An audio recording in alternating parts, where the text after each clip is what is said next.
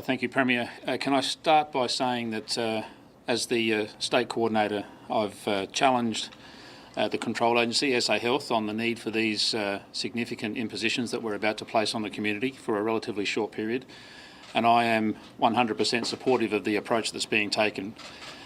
The changes that are occurring now as a circuit breaker are quite comprehensive and will have an impact on virtually every member of the community.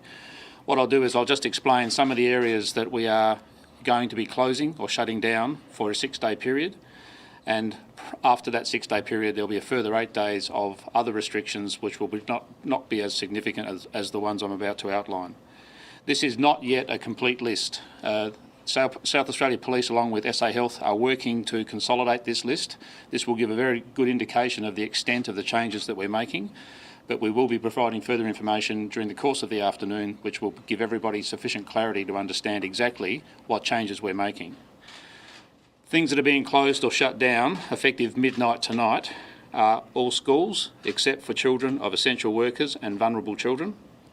Takeaway food will be shut. Universities will be closed. Pubs, cafes, coffee shops and food courts will be closed. Elective surgery, except for urgent operations and cancer treatment, will be closed. We are closing open inspections and auctions for real estate. We're also closing all outdoor sport or physical activity. FIFO workers will be on standstill for 6 days. Regional travel is not approved. If you are in a location at the commencement of these restrictions, you'll be required to stay there. Aged care and disability residential care will be in lockdown.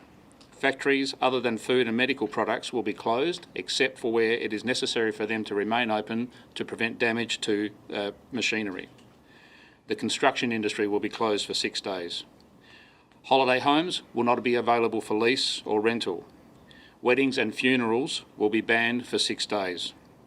Outdoor sport is not permitted. Masks will be required in all areas outside the home.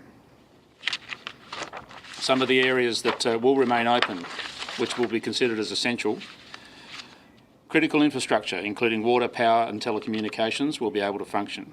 Supermarkets will remain open to provide access to food and essential products. There will be limitations in terms of access, providing specific access to vulnerable members of our community to ensure they can access goods and services. Medical, including mental health, supplies, access to services will be available. Public transport will be open. The airport and freight services, including courier services, will be able to operate.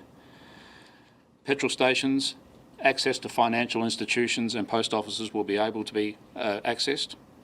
Mining, smelting and large factories will also be able to remain open, but only those parts of the facilities that need to operate to ensure continuity of service delivery or to prevent damage to the plant.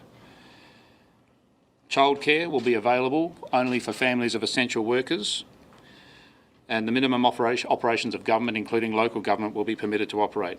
Veterinary surgeons will be able to remain open. People will be restricted from going out of their house for a 6-day period. The message is stay at home unless you are accessing essential services or you are an essential worker. Exercise will not be permitted outside of the home for a 6-day period.